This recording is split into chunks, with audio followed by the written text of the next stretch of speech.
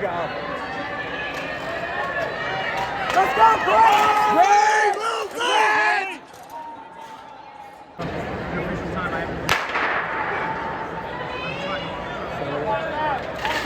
Great! Great! Sprint! Sprint!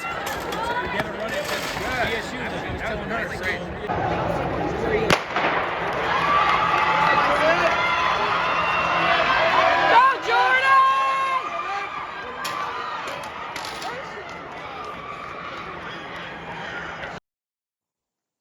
Hey coach, taking a look here at your hurdlers. We got Clayton, we got Ponka, and we got Ditka. Alright, so first with Clayton here, that's alright. I really think what he needs most is pure sprint work, honestly. Because the drive through the first hurdle, he's got the speed to cover the distance. It just doesn't look very aggressive, you know. And so, I think he needs repeat 200s and he needs repeat 60-meter sprints. And he really needs to just be really focused on being a sprinter that reacts over the barriers instead of a kid running to clear hurdles, which is currently where he's at. So he can still run a lot faster. And of course, we were going to clean up the technique, but he needs some sprint work. And it's tough because, it's so cold up there. But I don't know, maybe getting some 20 or 30-meter full-out sprints in the gymnasium would be good. Working on the arm swing, working on keeping the head down and driving aggressively. So that's one side. The second side is he needs to clear the hurdles quicker. It's like he waits to clear the hurdle before he continues running.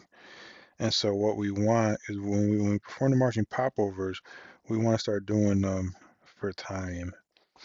So let's say you have 5 reps. The first 2 reps are for warm up, and then we'll count rep 3 as a prelim round and we'll time it. And then rep 4, we'll consider that a semifinal.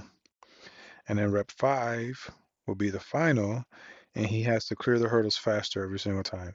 So just like in a race, we'll start the clock where the lead leg touches down off the first hurdle, and then we'll stop the clock where the lead leg touches down off the 5th hurdle.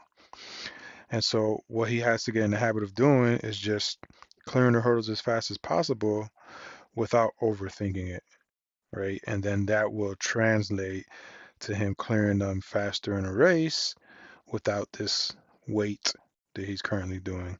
So he gets to the hurdle and he waits, clears it, waits, clears it, waits, clears it. And that combined with the sprinting or lack of sprinting is kind of keeping him where he's at right now. Right? He wants to move faster, but the nervous system just, hasn't really worked on it, so it doesn't really know where to get it from. All right. And so those are the 2 things that I would work on with him.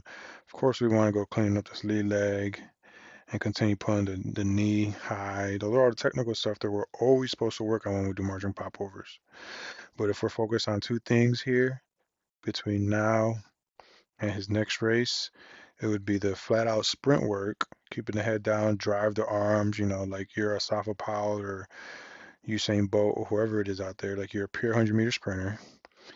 And then 2, when he does the marching popovers, they need to be for time. All right, so you got 5 reps, first 2 are warm-ups, and then we treat the last 3 as if they're races. And all he's doing is running faster than the previous rep of his. All right, so now moving on to Ponka here, is also in lane 3. Ponka does a good job of clearing the hurdles. He clears them pretty quickly. All right, it looks pretty good. I would say Ponka could really continue doing what he's doing as far as keeping the hurdles low in practice and getting in the habit of sprinting through them. So the first, I'll say about 6 strides are nice and aggressive. 1, 2, 3, 4, 5, 6, 7, 8. And just right into the hurdle, it's kind of like it eases up just a little bit. So if we can keep that first hurdle at 12 inches, and really just sprint through it, really get as close to it as possible. So that the sprint over the second hurdle is very, very, very natural. I think that'll go helping him a lot. He could also use sprint work, but I wouldn't say as much as Clayton, because Clayton really just looks like the nervous system is not wanting to get up to that maximum, whereas Ponka looks like he does a little better job of that. All right, his trail leg is nice and quick. There's still a disconnect between the lead leg and trail leg. It's like he's kind of throwing himself and then pulling the trail leg, and then it lands. And in that whole process, we've lost a lot of speed, and then we're gonna go picking it back up. And so really it's the marching popovers, keeping everything nice and tight and getting in the habit of having one continual motion over the hurdles. And he could do the same thing that we're gonna have Clayton doing.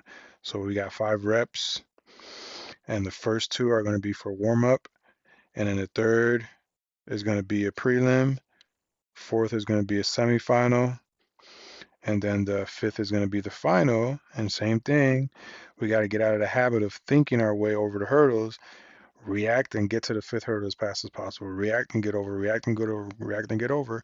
And that'll go priming the nervous system to do exactly that when we're racing here. But he's coming along good. All right, sprint work, working the popovers. It looks like it's gonna continue getting easier for him. So this is very, very, very good. But I would say that right now, especially this late in the season, they both need to be performing their marching popovers against the clock, against the stopwatch. And they're basically just trying to run faster, run faster, run faster. If you do 2 rounds, you could do the first round in sneakers, 5 reps, and then you come back and do a second round with spikes on, if you're able to get outside. And so that second round would just be that much quicker because now you got the spikes on. All right, and that's really just going to go train that nervous system to really fire on all cylinders, which is what we want here. All right, but this is pretty good, man. All right, so now we're looking at Ditka. She's in lane 2 here, and now I have a better view because the first ones were pretty far away. Like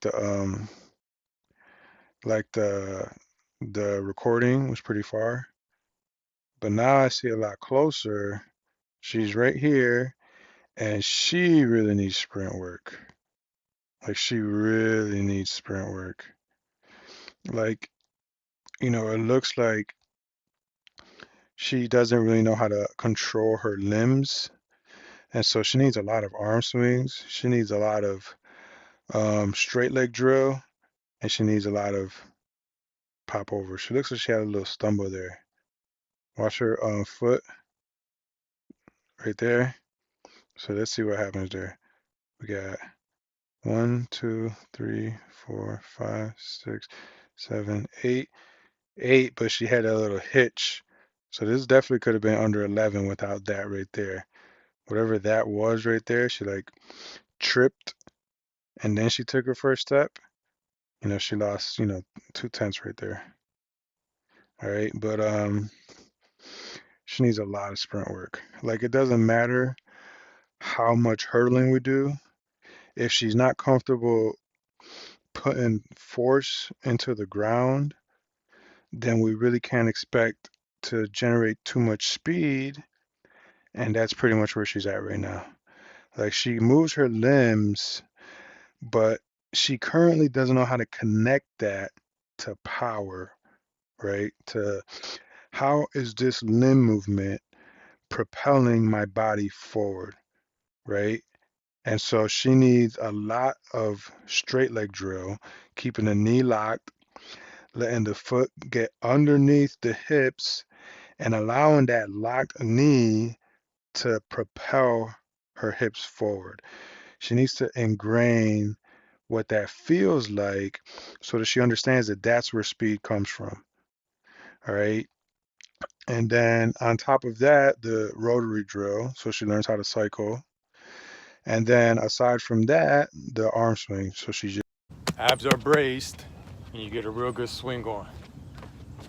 Exaggerated.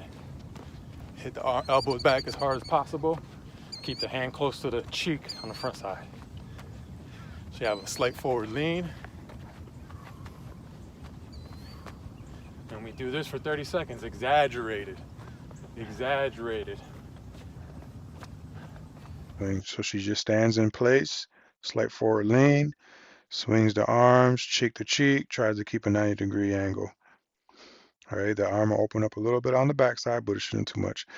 But, now that I can see a closer view here and I see her sprint through the first hurdle, that's where she's at.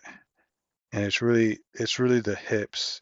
She hasn't connected, putting that foot on the ground and allowing that foot to propel the hips forward. And so until we get that, we might be stuck three or four stepping here. So that's what I would focus on with her. Of course, you can continue to do the popovers like the boys are going to do, 5 reps. The last 3 are timed. She can also continue keeping the hurdles down and sprinting through them. That would be like my primary workout with her. And then really the sprint drills, because before she can apply it in 20-meter sprints or 30s or 40s or 200s, she needs to be able to make that connection in the sprint drills.